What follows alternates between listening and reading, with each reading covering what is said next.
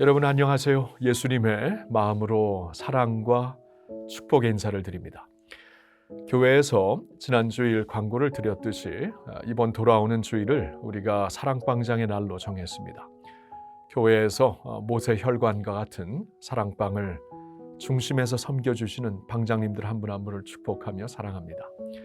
우리 방원들도 다음 주에는 주일날 이제 교회에서 사랑방장님들을 우리가 특별히 축복하는 시간을 갖겠지만, 여러분들도 다음 주 한 주간 모이실 때에 사랑방장님들을 좀 나름대로 크고 작게 가장 중요한 건 마음이니까 마음으로 많이 축복해 주시면 감사하겠습니다. 지난 주일에는 직장 내 상하 관계에 대한 말씀을 제가 전했지요. 여러분 이 말씀을 들으면서 여러분 가운데는 물론 이제 지금 사업을 하시던가 직장 생활을 하신 분들한테는 굉장히 다가오는 말씀이 되었겠지만, 안 그러신 분들도 적지 않거든요. 이미 은퇴를 하시거나 하셨던가 아니면 지금 직장을 기다리고 있거나 찾고 있는 분들도 있으시고요. 가정주부도 있으시고, 그런 경우에 있는 분들에게는 이 말씀이 어떻게 들렸는지 모르겠네요. 저는 이렇게 직장이 있으시고 사업을 운영하시는 분들에게는 당연한 것이지만, 이 말씀이 모든 분들에게 적용이 되기를 원합니다. 이제 그런 마음으로 오늘 사랑방에서 나눌 이 질문도 준비를 했거든요. 이렇게 보면 좋겠어요. 이제 오늘 말씀을 보면은 고용주와 피고용인 두 그룹에게 주시는 말씀이 있는데, 이 고용주에게 주시는 말씀을 한번 여러분들이 지금 일을 안 하신다 할지라도 이렇게 생각하시면 어떨까 합니다. 고용주에게 주신 말씀을 지금 영향을 끼치고 있는 자리에 있으신 분들에게 주시는 말씀으로 생각을 해보시고요. 그리고 이제 직원들에게, 피고용인에게 주신 말씀은 이제 내가 책임을 지고 책임을 감수해야 되는 자리에서 한번 이 말씀을 적용해 보았으면 좋겠습니다. 예를 들어 우리가 이제 일을 안 하더라도 반상회에 소속할 수도 있고요, 속해 있을 수도 있고, 동창회도 속해 있을 수 있고, 학부모회, 그 외에 다른 영역에서 우리가 속해 있는 많은 그 그룹이 있을 것입니다. 그리고 교회에서도 선교회나 부서나 또 사랑방 그 안에서의 이 작은 공동체가 있지 않습니까? 그러면 내가 속해 있는 그 자리에서 내가 영향을 끼치고 있는 자리에 있든지 아니면 영향을 받고 이제 그 책임을 감수해야 되는 자리에 있든지 둘 중에 하나는 다 속해 있거든요. 그러한 의미에서 오늘 말씀을 받아주시면 좋겠어요. 직장 다니시는 분들은 그런 의미에서 아주 노골적으로 주시는 말씀, 디렉트하게 주시는 말씀으로 받고, 아니신 분들은 이렇게 다른 면에서 나의 삶의 다른 영역에서 영향을 끼치든 아니면 책임을 감수하든 그 자리에 적용하는 말씀으로 받아주시면 좋겠습니다. 여러분 지난주에도 제가 말씀을 전하면서 처음에 이제 그 서론 부분의 말씀을 드렸지만, 오늘 주시는 말씀을 이제 구체적인 말씀을 받기 전에 먼저 우리가 크게 좀 받아야 되는 말씀이 있는데, 그것은 바로 이번에 그 본문 중에 한 군데였던 골로새서 3장 23절의 말씀에 나온 교훈입니다. 다시 한번 읽어볼게요. 무슨 일을 하든지 마음을 다하여 주께 하듯 하고 사람에게 하듯 하지 말라. 무엇을 하든지 마음을 다하여 주께 하듯 하고 사람에게 하듯 하지 말라. 고린도전서 10장 31절에는 그런즉 너희가 먹든지 마시든지 무엇을 하든지 다 하나님의 영광을 위하여 하라. 여러분이 두 구절에서 분명하게 말씀해 주시는 것은 이제 우리의 삶의 모든 영역이 하나님의 영광을 위해 드려질 수 있는 영역이 되었다, 그 말입니다. 교회에서만, 신앙생활만 따로 하나님께 드려지는 삶이 아니라 세상에서도, 교회 밖에서도 보통 우리가 비성직이라고 생각하는 그러한 삶에서도 하나님의 영광을 위하여 우리가 살 수 있다라는 것입니다. 먹든지 마시든지 무엇을 하든지 주께 하듯 하라. 여러분 이것이 이제 오늘날 이제 예수 그리스도로 말미암아 하나님의 그 총체적인 구원을 받고, 그 말은 우리의 삶 전체가 주님께 드려졌다는 것이죠. 주님의 주권 아래 드려졌기 때문에 우리의 신앙, 교회 생활뿐만이 아니라 우리의 모든 삶이, 우리의 직장도, 가정도, 사회에서의 살고 있는 모든 삶도 하나님께 드려진 삶이라는 것을 꼭 기억해야 합니다. 자, 그 말씀을 크게 이해한 다음에 이제 구체적으로 고용주에게 주시는 말씀, 피고용인에게 주시는 말씀 두 가지를 우리가 보았죠. 먼저 우리는 이제 고용주에게, 상전들에게 주시는 말씀을 보았는데 고로새서 4장 1절에 상전들아 의와 공평을 종들에게 베풀지니 너희에게도 하늘에 상전이 계심을 알지어다.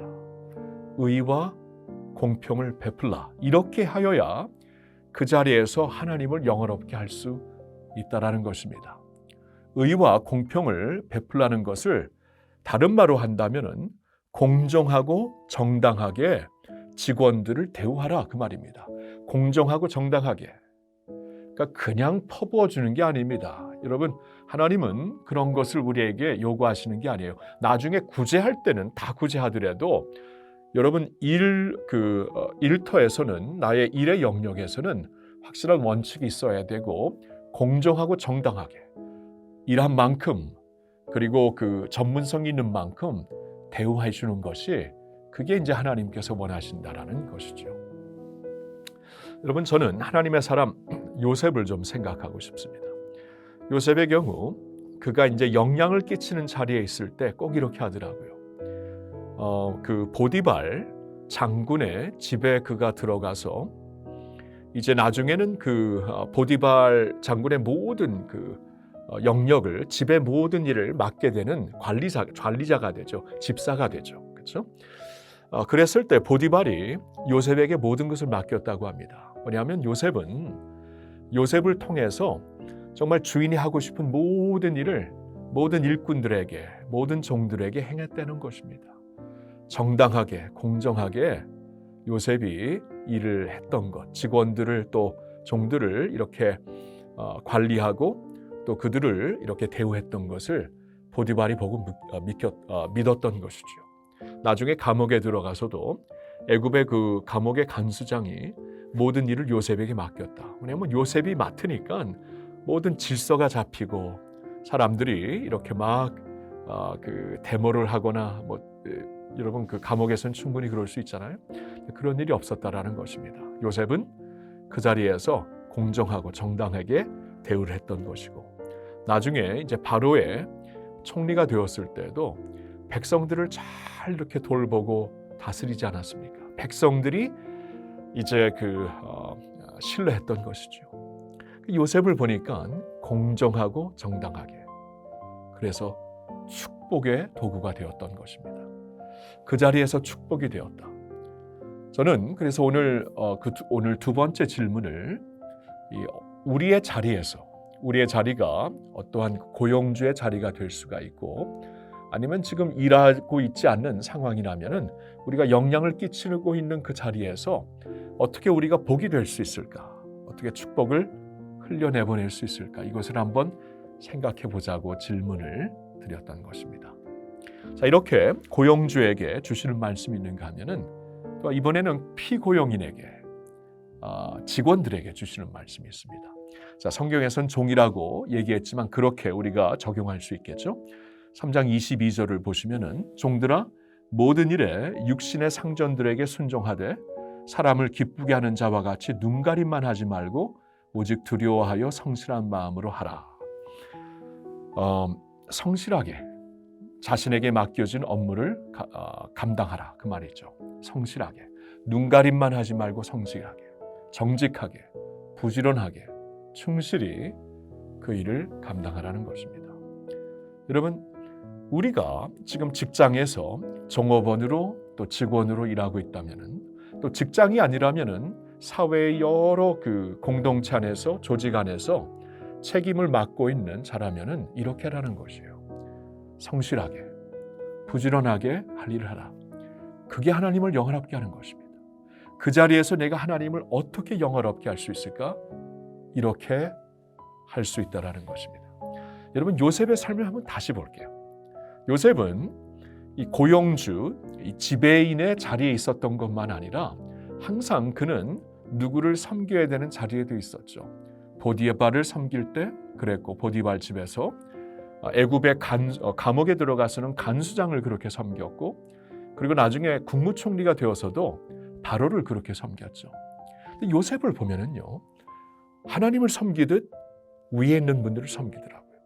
보디발, 간수장, 바로 다 하나님을 믿는 사람들 아니었습니다.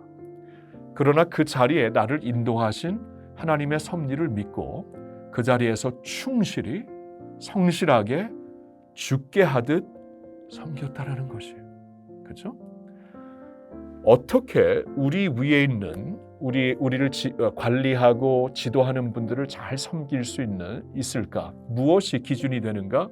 오늘 말씀을 보니까 다시 22절을 보니까 상전들에게 순종하되 사람을 기쁘게 하는 자와 같이 그들에게 기쁨이 되라는 것이에요.